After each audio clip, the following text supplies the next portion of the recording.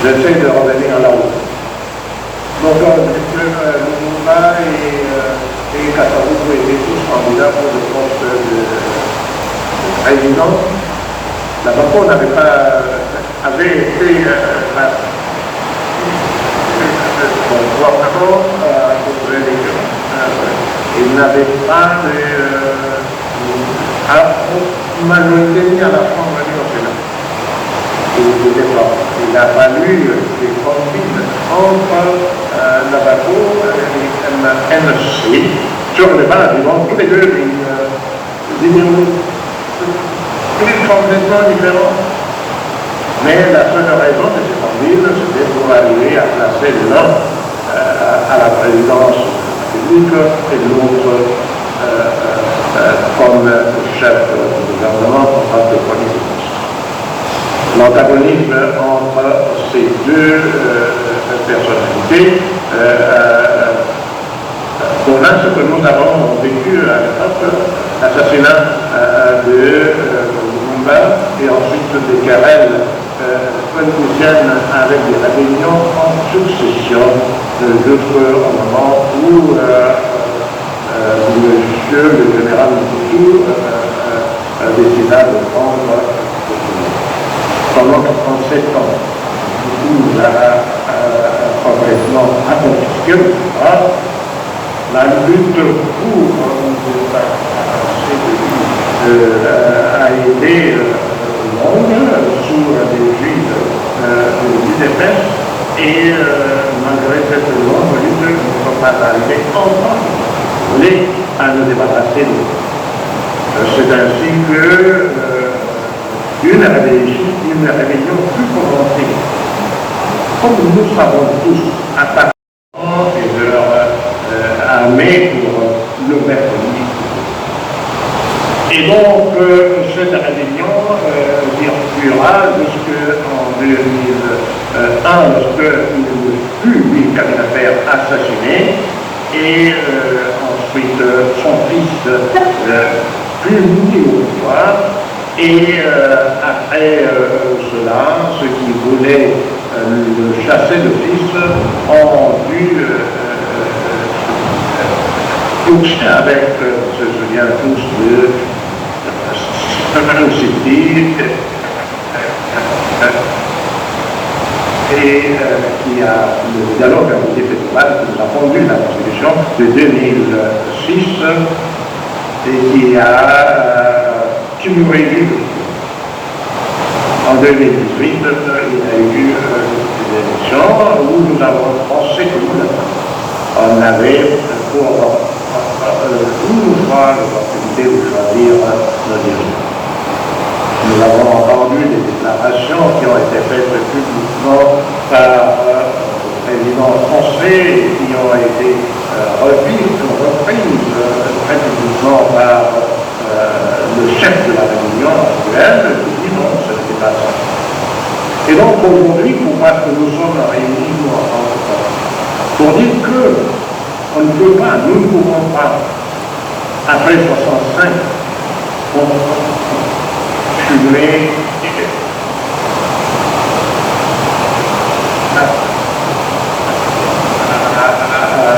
les aides des politiciens qui viennent de région et de pénation. Chacun de nous se souvient qu'en 1997, lorsque la ville de Bogota tomba sous le contrôle de l'APL, l'APL lança un appel général à tous ceux qui voulaient acquérir des villes pour redevenir. Qui a permis aux uns et aux autres de comprendre la problématique de cette scientifique.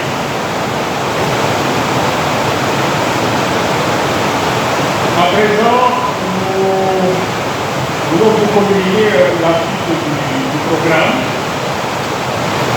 Pour la première séance Il était prévu 5 communications ou interventions. Nous avons vérifié tout à l'heure dans la salle ou en ligne ceux qui sont disponibles et à eux nous allons accorder en priorité la parole.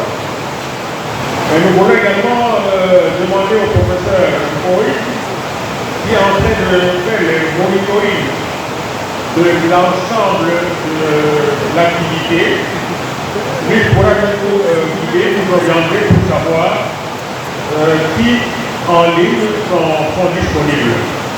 Et donc, dans ce souci, nous voulons lui donner la parole. Il était prévu en principe, non seulement ici, que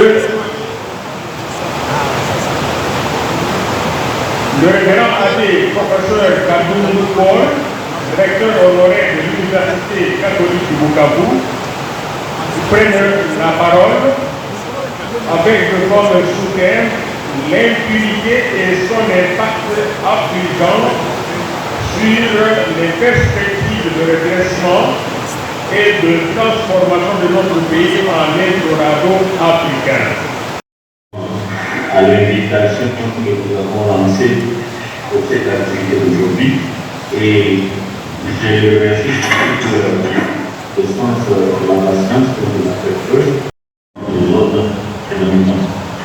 Je signale également que tous les autres collègues qui ont été annoncés pour le compte de l'Université catholique de Bukavu sont, comme vous l'avez dit, réunis dans la salle d'excellence de l'université avec l'auditoire qui nous accompagne et sont prêts à présenter les communications selon l'ordre qui a été annoncé et qui consiste donc à donner présentement la parole au prof Paul Kadoum, qui aura fait la première communication.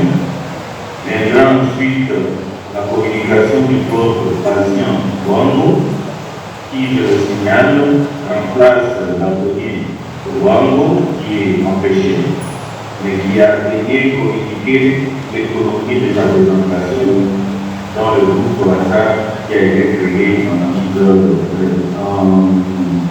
perspective de préparation de cette activité d'aujourd'hui. Donc ce n'est pas vraiment une grande surprise parce que le collègue patient a eu à être proactif et à partager déjà une économie de sa communication. Enfin, ça sera moi-même qui m'aurai représenté. J'invite donc le prof Paul Kadoum à me rejoindre ici et après la présentation, à partager la communication qu'il a préparée. J'espère qu'il sera possible de partager l'écran pour que ceux qui nous suivent à distance soient capables de lire la communication au moment que l'intervenant sera en train de la dérouler. Vous avez la parole, cher prof, et bien, voilà pour notre communication. Merci, professeur Kader. Merci à nos amis de Kinshasa et de partout qui nous suivent pour ces moments de partage scientifique. Je crois que nous avons fait la peine parce que vous avez bien voulu bienvenue à associer à ces échanges. Et la contribution qui m'a été demandée de préparer a été tout à l'heure venue. L'impunité et son impact affligeant dans les perspectives de redressement et de la transformation de la RDC en Eldorado africain. Ça, c'est le sous-thème. Donc, il m'a été demandé de préparer. Dans le cadre de l'Irlande, souvent la RDC à travers une gouvernance technocratique. Alors, on ne suppose qu'une personne qui est en détresse. Et alors là, la stratégie qui est proposée, c'est la gouvernance technocratique. J'ai essayé de comprendre ce que c'est cette gouvernance technocratique. Et il m'a semblé qu'il y a derrière une gouvernance participative participative, mais alors une participation qui est, je crois, régulée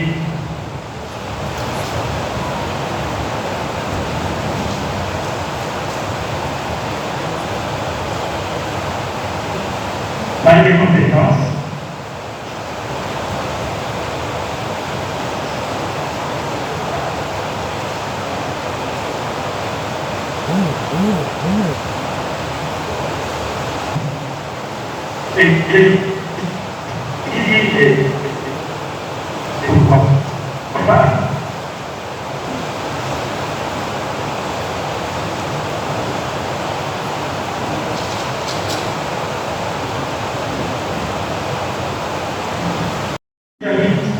Une maison est en face. Nous avons un groupe. Je disais que la technique à ses caprices, déjà en temps normal, la communication entre l'Est et l'Ouest n'a pas toujours été facile. Et surtout là, qu'on est en temps de pluie. Donc là, vous constatez qu'il y a un problème de connexion Internet. Est-ce que Recording in progress. Il a depuis plusieurs années. Alors, ce qui vient compliquer ces problèmes-là, c'est une pratique à laquelle peut-être nous sommes pas habitués, mais nous sommes en train de vivre. C'est ce que nous appelons le phénomène cannibale, et qui est en train de prendre de l'ampleur. Alors, les deux aspects que pose m'ont amené finalement à m'interroger dans deux sens. Est-ce que la laïcité est une solution pour finalement faire partie de la crise congolaise?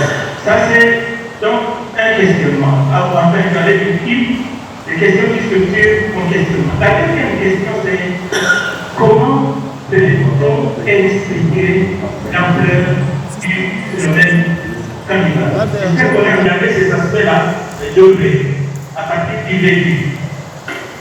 Concernant la première partie, donc la pratique de laïcité, je parle de trois cas. Le premier, c'est celui de ce qu'on a vécu ici au sud du pays, particulièrement dans les territoires, y compris en la ville de Franco. On a appelé le phénomène Mouyakaz.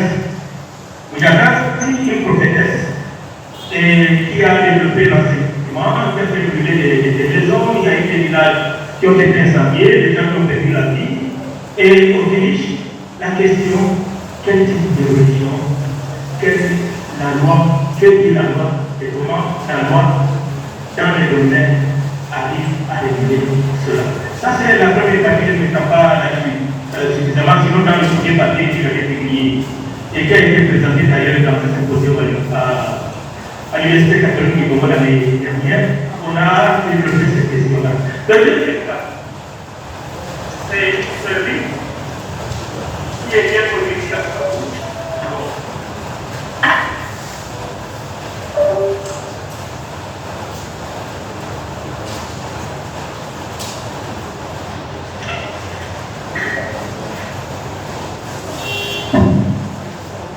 Oui, j'étais en train de dire que le deuxième cas, illustration de cela, c'est celui d'un mariage de type polygamie.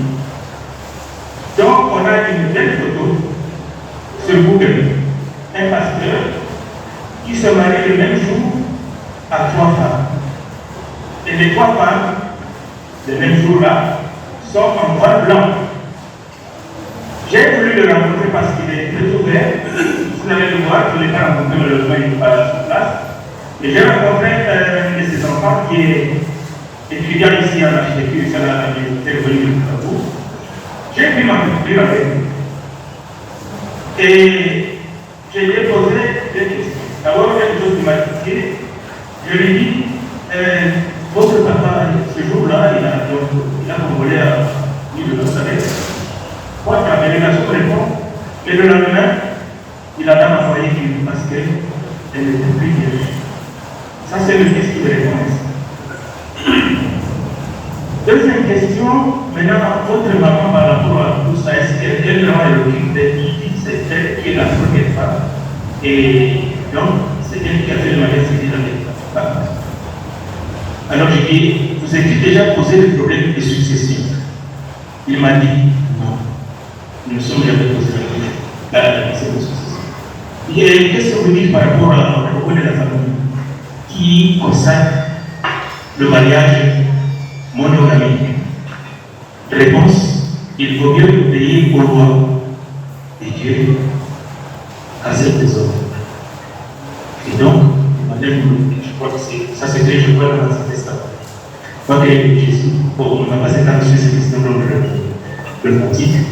Et je continue. Ça c'est, j'étais en train de dire le deuxième cas. Troisième cas, c'est celui, les juristes reconnaissent bien ce cas, du procès qui a eu lieu en forêt, à la cour de militaire à Togo. Procès, comment s'appelle le monsieur? Celui qui était le chef de la milice.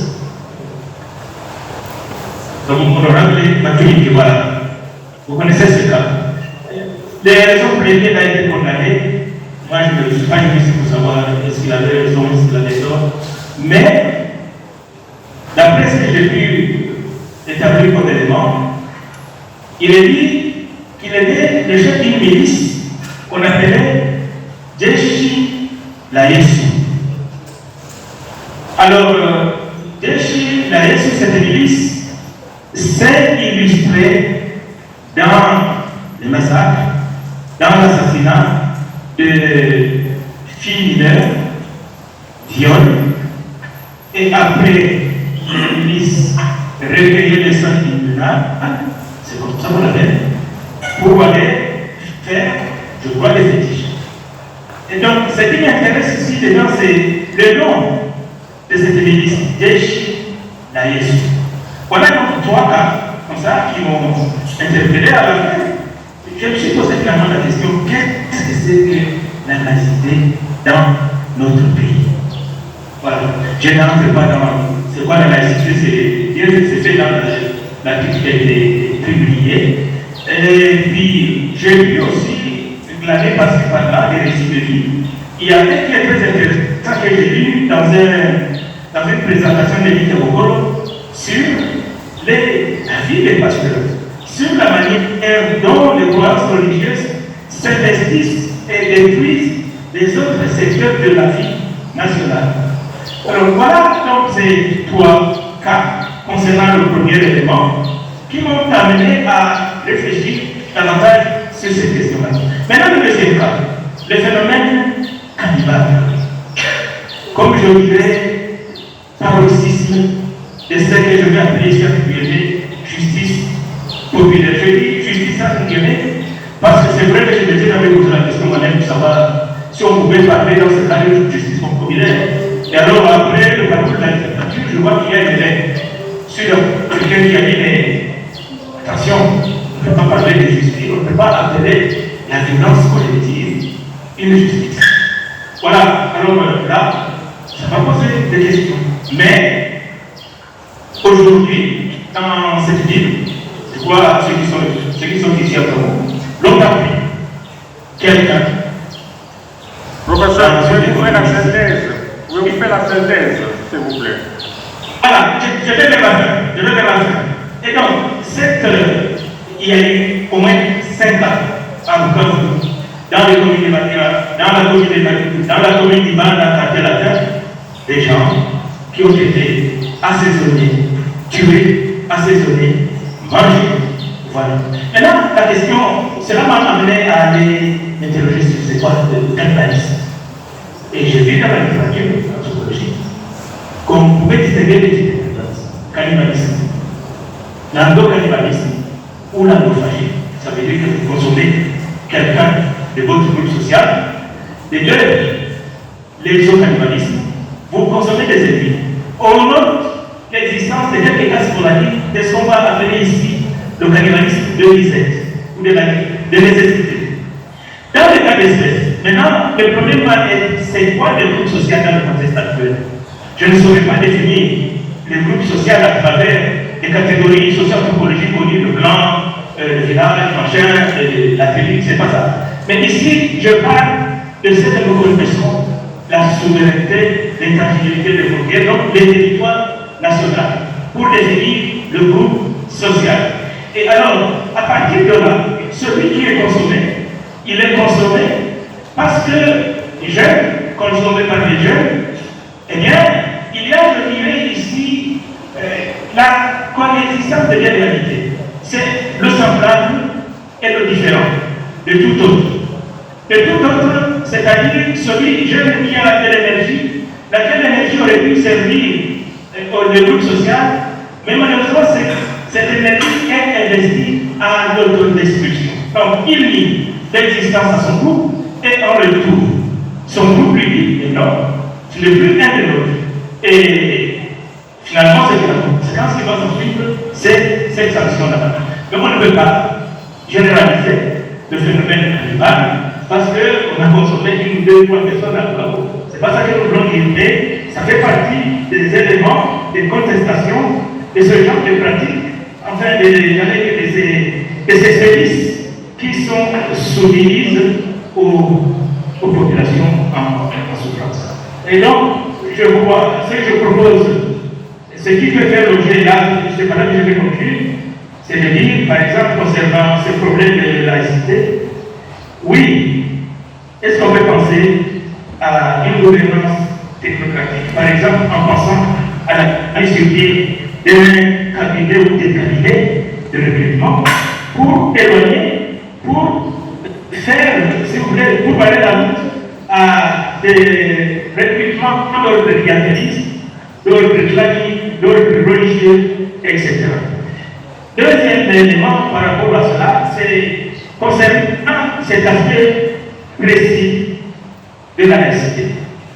Est-ce qu'on ne pourrait pas réfléchir à la mise sur pied d'un observatoire pluridisciplinaire rassemblant des hommes et des femmes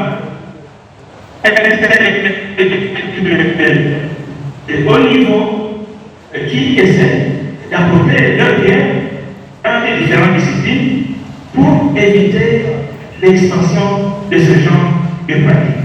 S'agissant de la justice entre guillemets populaire, et ça c'est le point dernier, c'est, je crois, en 2016, la MONUSCO a fait un rapport assez excellent et avec des stratégies bien proposées pour lutter contre l'insécurité dans l'ensemble du pays et puis particulièrement à l'est de la RDC. Concernant les groupes d'autodéfense civile, je pense pourquoi est-ce qu'on ne pourrait pas essayer des mécanismes, des stratégies qui ont été tapées ailleurs.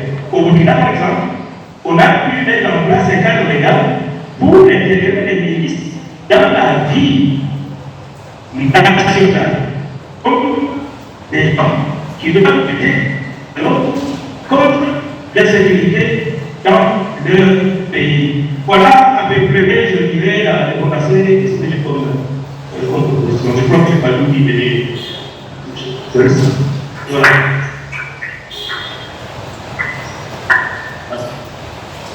Je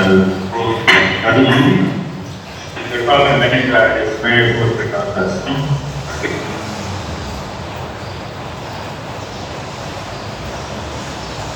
Je voudrais que les droits de l'homme, en particulier les droits des Congolais, ont, depuis les temps des droits du Congo, été utilisés comme un prétexte, en réalité, par les gouvernements pour pouvoir exploiter les ressources du pays. Cannibaliser le pays, si je peux m'exprimer comme ça, comme on vient de parler du cannibalisme. Alors, qu'est-ce qui a fondé la réflexion? C'est de remonter à la première. Tu m'excuses de votre Donc, depuis les temps indépendants du Congo, il est remarqué. Ok. Donc, première idée des tests, c'est que depuis le lycée, juste à la RDC aujourd'hui, on constate des contradictions au sein de notre législation économique, en particulier celle relative à l'exploitation des ressources naturelles, entre des idéaux exprimés, à savoir la protection protection des droits du Congolais et la pratique des gouvernants. C'est pour moi une question qui remonte à l'Élysée, qui a traversé le Congo belge, qui a traversé le Zaïre, et on la constate jusqu'aujourd'hui après que la guerre existe. Et on parle en termes d'illustration. On voit déjà dans l'objectif du développement du Congo, la rencontre de l'humanité noire et les populaires de congolaises indiennes, parce que là, j'ai fait la conférence de Berlin, donc la mission civilisatrice entre guillemets. Mais dans la réalité, on a dit de la dépossession des Congolais de leur richesse. Exemple, les terres vacantes sont déclarées propriété de l'État des du Congo, les mines sont déclarées propriété de l'État des du Congo, les propriétés forêts, l'ivoire et le caoutchouc sont déclarées propriété de l'État des du Congo, et de là, on a cause du caoutchouc, à des massacres des Congolais, des morts atroces, des millions même de morts. Si on parle d'un Congo belge, on trouve la même préoccupation pour nous aider, on y chipote. Vous voyez, des travaux obligatoires et éducatifs, il faut des gens pour sortir de la culture de la subsistance, pour arriver à une culture de production commercialisable. On limite les plantations des bananiers, ça peut porter davantage pour nous qui sommes de la culture du bananier. Limitation donc des plantations des bananiers, c'est vraiment la plantation des poissons aquatiques, puisqu'on dit, vous avez des icônes, vous êtes libre déjà de matin, alors on dit ça. C'est pour votre bien. Vous avez l'interdiction du troc comme un système d'échange qui devient une interdiction pour vous obliger à utiliser la monnaie, à vous intégrer au système. Bien entendu, c'est ce qui est estimé d'ailleurs par les organisateurs plus impossible.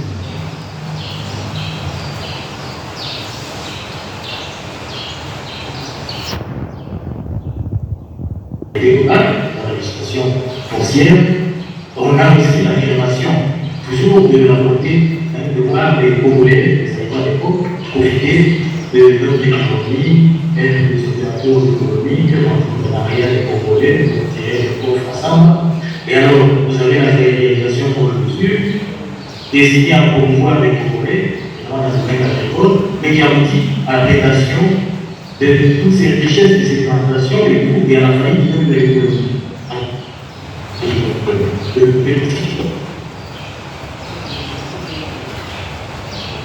La volonté d'attirer les investisseurs nationaux et étrangers, donc la Constitution qui parle des droits et des initiatives privées pour les nationaux comme les étrangers.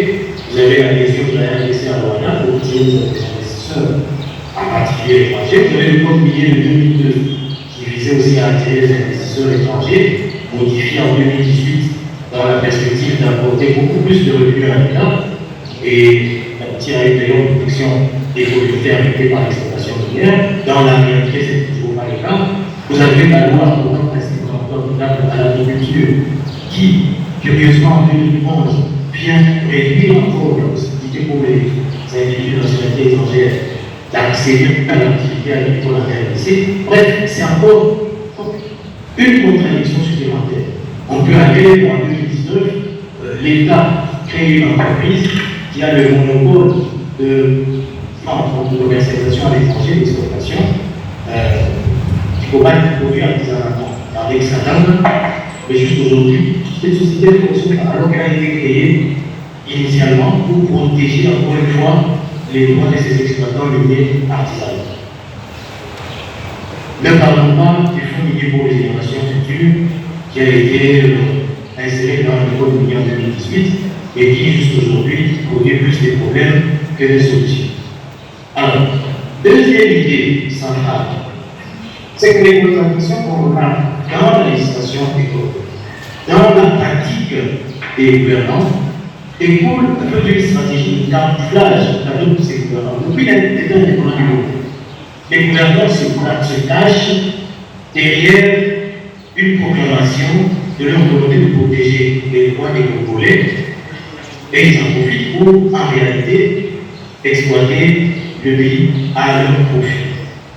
Et la conséquence, évidemment, la législation bouge tout le temps, elle est contradictoire et elle ne parvient pas à donner le développement qu'on espère pour le pays. Je passe un peu sous silence la question de la malédiction des ressources naturelles qui revient souvent dans la littérature, mais on pourrait aussi y revenir. Donc on se cache derrière la volonté de protéger les Congolais, de promouvoir le droit pour en réalité exploiter ce qui revient aux Congolais, qui deviennent plus pauvres pendant que les gouvernants, qu'ils soient étrangers, qu'ils soient congolais, s'enrichissent. En troisième, peut-on envisager des solutions pour faire face à cette contradiction qui, à mon sens, résume un peu la philosophie derrière les préoccupations du arrêt. J'ai préféré des oppositions à cette protestanisme, mais qui ont le mérite de permettre la discussion. Première solution qu'il faudrait adopter, en tout cas en ce qui concerne l'élaboration de la législation, il faudrait qu'on aille vers la gouvernance économique et pas le gouvernement. Notamment pour les ressources naturelles, on doit faire la gouvernance des ressources naturelles et pas le gouvernement des ressources naturelles. Autrement dit, les décisions concernant l'exploitation des ressources naturelles, les bénéfices à tirer de cette exploitation, ne doivent pas être uniquement l'apanage des gouvernants. La population des communautés affectées doit être associée à l'élaboration de la loi, doit être associée à sa modification, au contrôle de l'application de ces codes. L'avantage, évidemment, on peut ainsi améliorer la qualité de la loi et son acceptabilité sociale. Par conséquent, sa durabilité. Et cela, évidemment, pourrait permettre d'augmenter le bénéfice que la population peut retirer de l'application de la législation économique. Autre angle d'approche, si on veut avancer,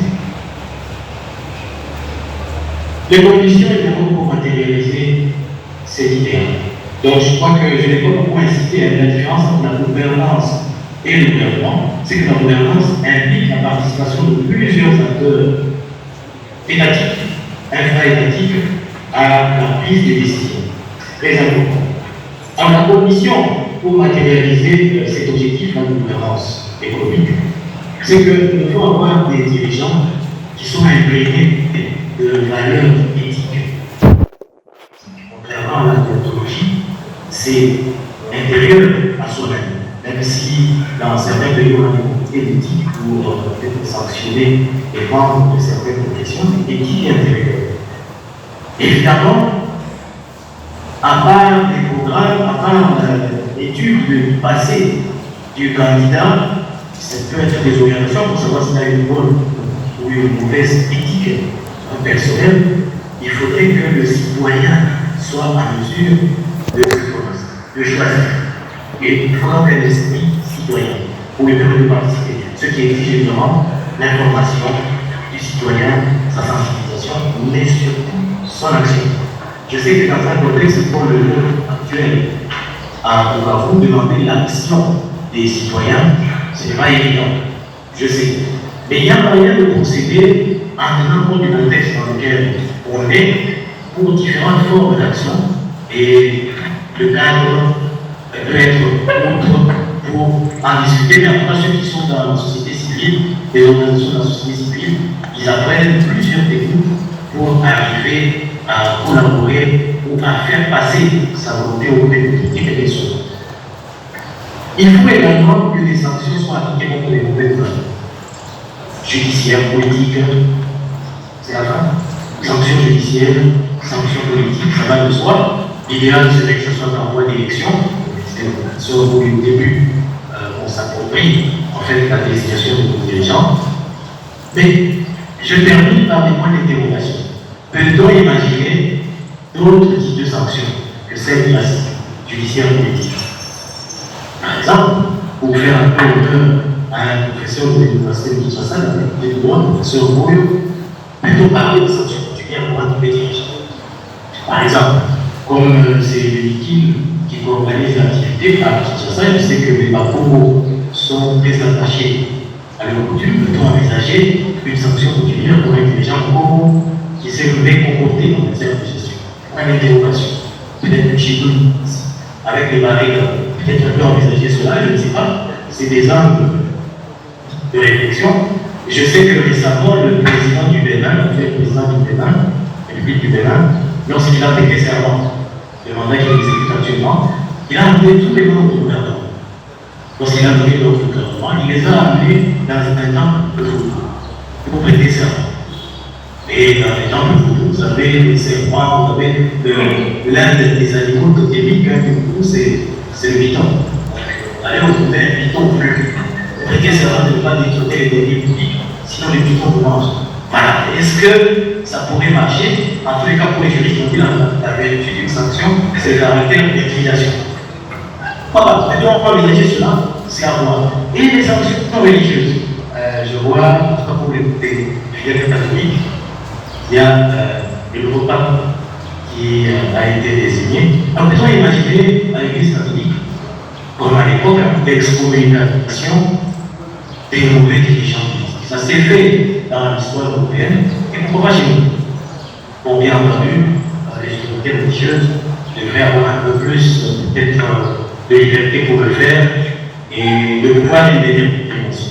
Voilà, je crois que je termine ainsi par le point d'interrogation permettant d'ouvrir le débat et d'avancer la démarche. Je vous remercie. Merci beaucoup, collègue Patient, pour votre présentation qui met en lumière l'ambivalence qui s'observe dans la manière de gouverner le Congo de manière générale, c'est-à-dire cette gestion par contradiction que vous avez illustrée à travers une approche diachronique qui part des origines du Congo, 1885, à travers les arguments humanitaires qui sont utilisés pour camoufler les intérêts des visées purement économiques et d'exploitation.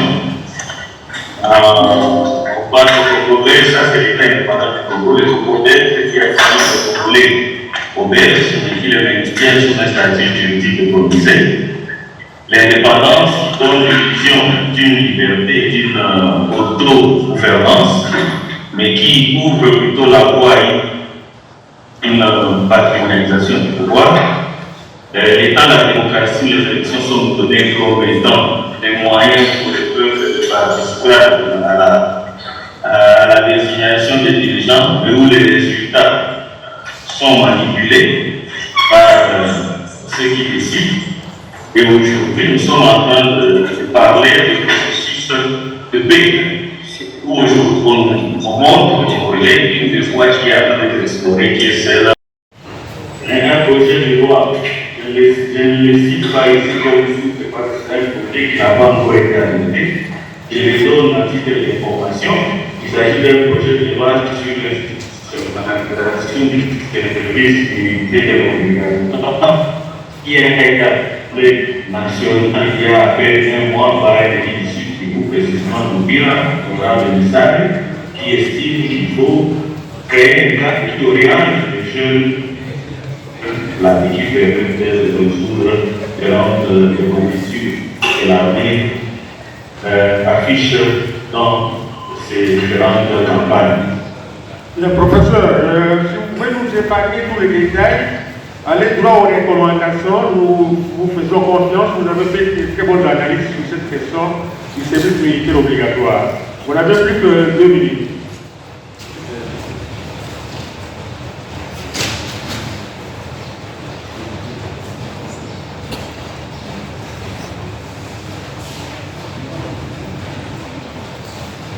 Je réponds, j'essaie de savoir comment on oriente les jeunes. L'armée comme un terrain où on veut avoir des candidats à bon pratiquement. Comment on le fait? C'est à travers les mots qui sont utilisés. Les jeunes pour aller se battre, les jeunes pour aller défendre le pays, les jeunes pour aller pratiquement mourir. Ce paradigme donne l'impression aux jeunes d'être mobilisés sur un fond qui les considère comme étant des dignes chers à nous, des candidats à mort. Parce que toute l'image qu'on leur donne de l'armée, c'est une image qui a encore au point de chute à mort. Celui qui veut aller à la mort, celui qui peut défendre, c'est celui qui est prêt à prendre les risques. Et justement, le résultat, c'est que puisque l'État a mobilisé sur ce discours-là, il reçoit les candidats qui sont vraiment prêts à la mort. Ce sont ces personnes-là qui n'ont plus besoin de vivre, qui n'ont aucun avenir, qui n'ont aucun espoir. Ce sont les criminels d'hier qui finissent par être reconvertis en candidats militaires, de telle sorte que l'armée va servir plutôt d'État et de blanchiment des criminels que l'État lui-même a pris. Et non pas un cadre de valorisation des jeunes. Ce qui fait que les jeunes qui croient en l'avenir, qui sont universitaires, ils n'adhèrent pas à ce discours-là. Ok? Par contre, il y a un discours positif qui peut devenir, qui distribue, qui présente les services militaires comme un service qui allie à la fois la défense, la nécessité de la défense et la nécessité de développer l'État. Et dans ce cas, le candidat à l'armée n'est pas présenté seulement comme militaire à canon, mais il est également présenté comme étant un acteur du développement tout en étant dans l'armée.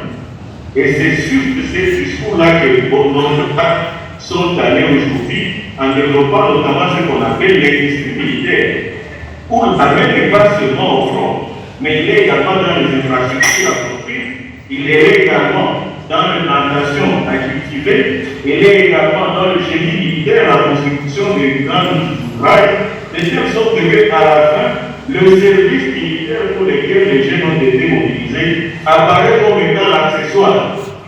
Et celui qui est dans l'armée, il n'a pas l'impression d'être au point, au bord de la mort, mais plutôt il est valorisé comme citoyen en part entière qui ressent la différence du citoyen normal également, la fierté d'être au-delà de servir, de contribuer au développement de son pays, il devient également un citoyen capable de défendre son pays.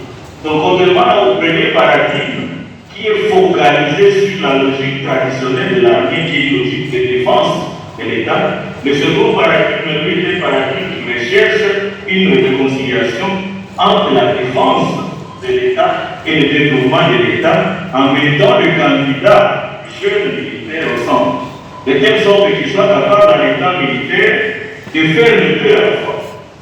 Et parmi les recommandations que nous faisons, nous avons donné quelques statistiques des États qui ont monté et je crois que ça c'est très important, demande d'employabilité, pour voir que pour arriver à se transformer cet idéal en un programme concret, l'État doit investir.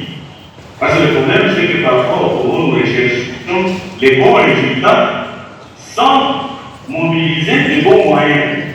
Et vous allez le voir ici, les États qui ont compris que l'armée est à la fois un outil de défense et un outil de développement, ils ont investi dans l'armée. Vous voyez les statistiques en 2019, les États-Unis avaient investi 731 milliards de dollars dans leur armée. Nous allons voir ce que l'État congolais maintenant. Ok? Et vous voyez d'autres États ici, on peut passer à l'autre slide pour constater que en 2023, les États-Unis sont passés de 700 milliards à 916 milliards.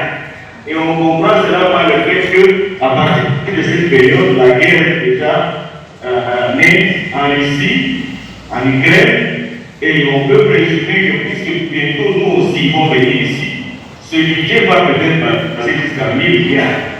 Et ceux qui viendront ici, ça sera peut-être des militaires qui vont assurer la sécurité de la région, mais également le développement et l'exploitation bien. Ça ne sera pas des civils, ce sont des militaires qui viendront concilier les deux pour les intérêts des États-Unis d'abord. On peut poursuivre. En Afrique, le pays qui a le plus mobilisé dans le rajeunissement et la professionnalisation de l'armée, c'est l'Algérie, qui parvient à atteindre jusqu'à 25 milliards de dollars injectés dans l'armée. Le deuxième État, on ne le croirait même pas, c'est le Maroc qui est de nature pacifique, mais ils ont le pays à côté. Ils ont 13 milliards de dollars investis dedans. Et vous voyez qu'à côté de chez nous, la Tanzanie, il y a investi 1,4 milliard. On peut passer. Alors, l'Afrique centrale, en général, a investi 51,6 milliards de dollars dans le rajeunissement et la professionnalisation de l'armée. Le Tchad, à apparaît comme étant le pays qui a le plus investi dans cela. Mais regardez ce que le Congo lui a fait.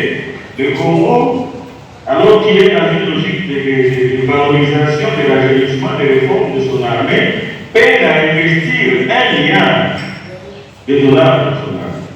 Ces statistiques ne sont pas inutiles parce que ces statistiques recherchées, il y a des explications autour des déboires que notre armée nationale connaît sur le terrain.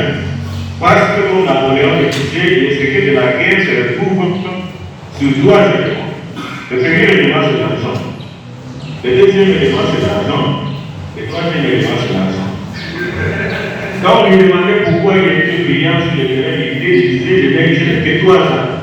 Quelle est la première base pour acheter les munitions? L'argent pour payer les choses.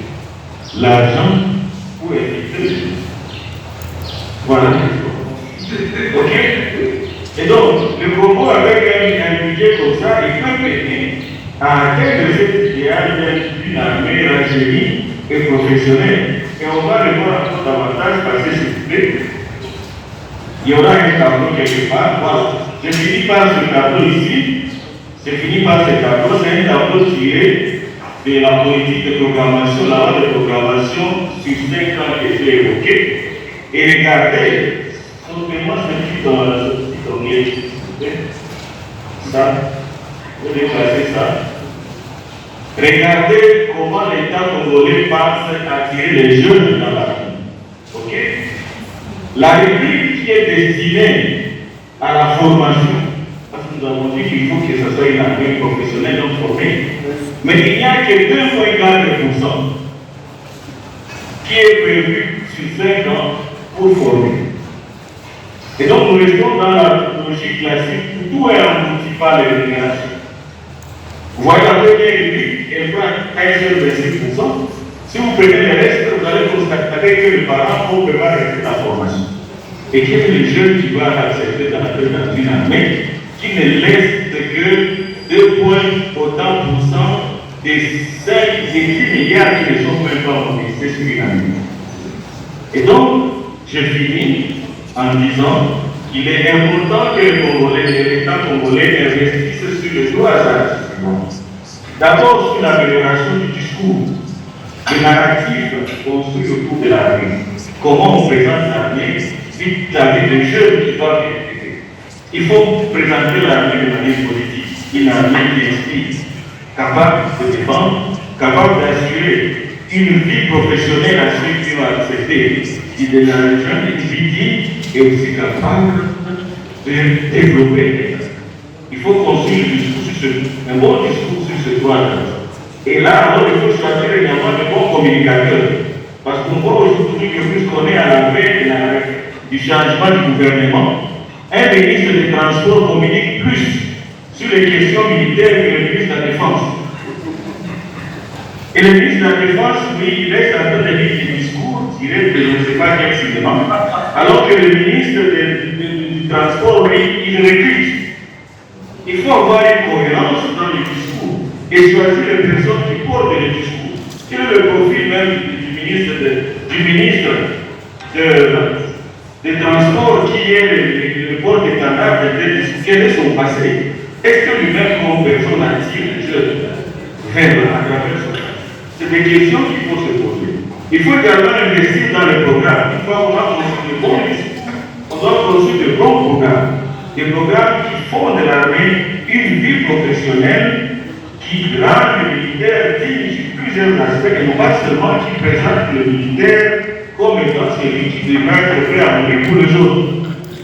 Il faut investir dans les académies, il faut diversifier les formations, arriver à avoir des militaires qui sont experts en agronomie, en ingénierie, et ainsi de suite. Et enfin, il faut renforcer les actions, il faut rendre les actions concrètes. Le Congo est plus fort dans les discours et moins fort dans les actions. Et parmi les actions dans lesquelles on doit investir, c'est d'abord les moyens. Il n'est pas possible qu'avec 2,1% du budget, 2,1% de 5 milliards, parce qu'à la fin, ils finissent par mobiliser avec 5 milliards en année. Il n'est pas possible qu'avec 5 milliards d'années, on pense équiper, former, payer, professionnaliser, rajeunir. C'est de l'Église. Je vous remercie.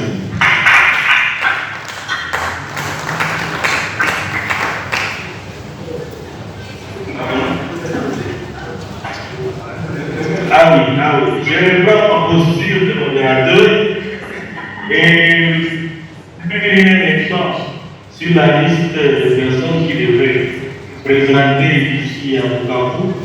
Je vous remercier, monsieur le modérateur, qui assure cela à Kinshasa, et je prépare le micro. Merci beaucoup.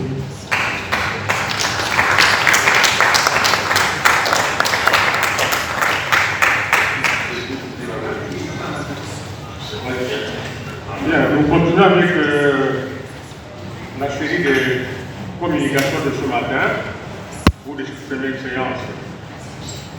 En attendant, je voulais vous féliciter pour votre endurance. Alors, la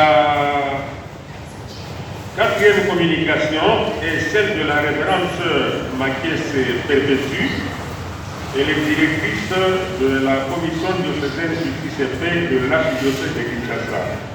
Empêchée, elle a dépêché Madame Mboyo qui a fait tout dans la salle.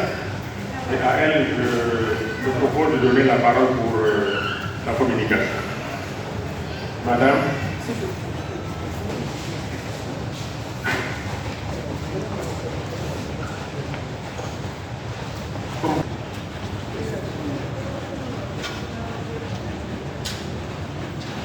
Monsieur le recteur de l'Université de Kinshasa empêché, Monsieur le recteur de l'Université catholique de Bukavu, Mesdames et Messieurs professeurs, Mesdames et Messieurs distingués invités, bonjour.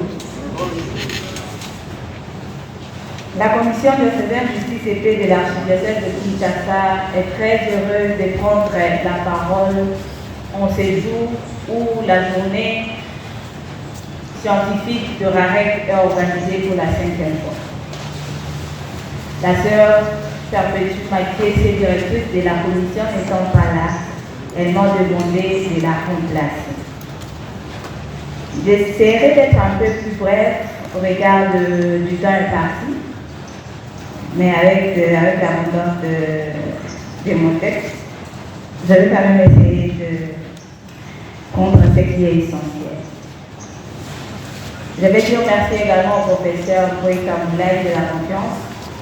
Je pense que je suis la plus jeune qui partage la table de réflexion avec les éminents professeurs. Pour ça, je suis très touchée.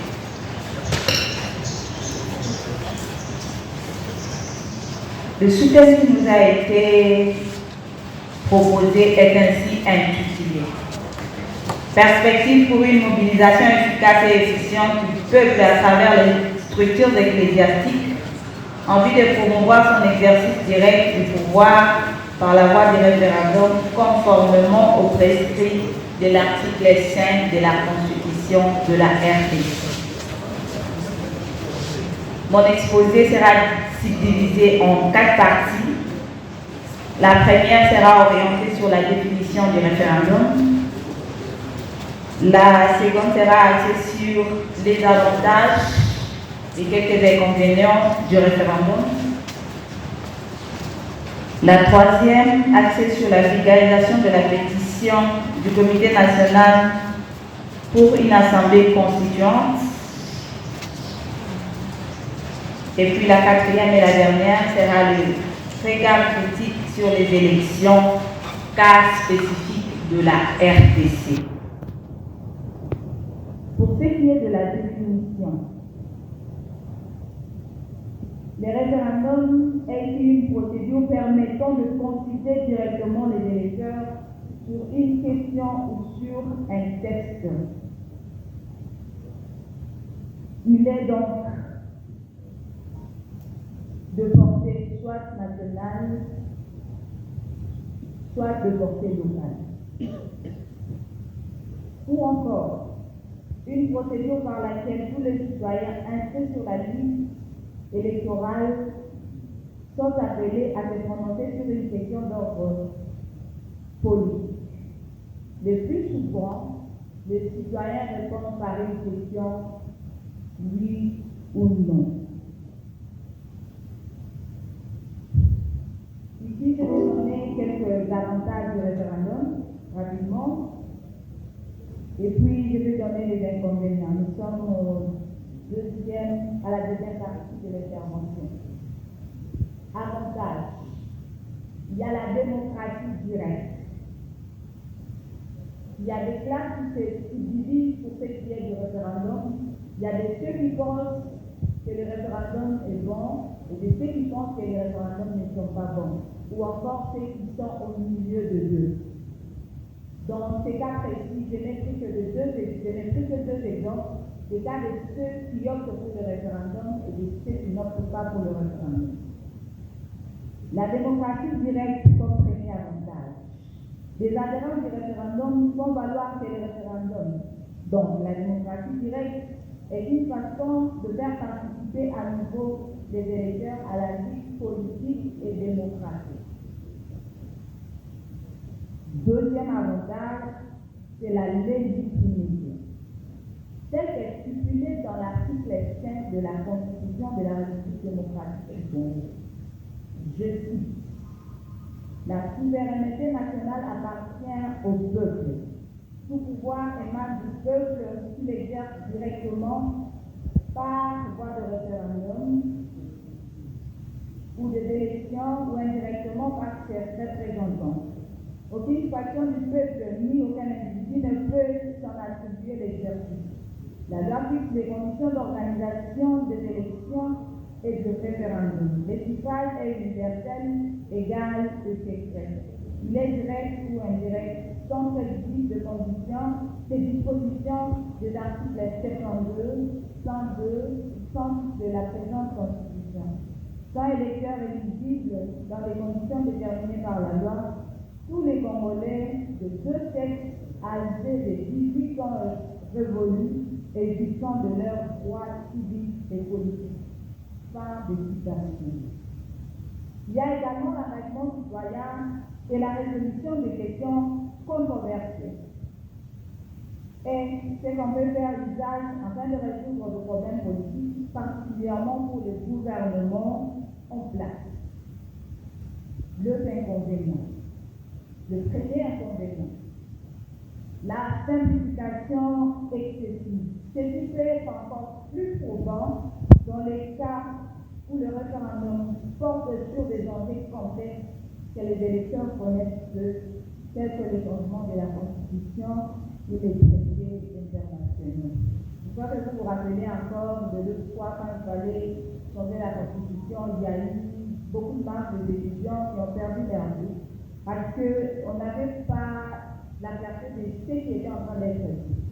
J'aimerais juste soulever des cas que je trouve très importants dans cet inconvénient. C'est que quand il s'agit de l'écriture d'une nouvelle constitution, on appelle les juristes, notamment les constitutionnalistes. Et quand ils rédigent la constitution, ils reviennent pour nous dire que ce qu'on on peut adopter par référendum, comme c'était le cas en 2005, et nous l'adoptons par un oui ou par un non. Mais je voudrais rappeler que c'est un groupe de personnes, une minorité de personnes qui décident sur la question politique de la nation. Oui ou par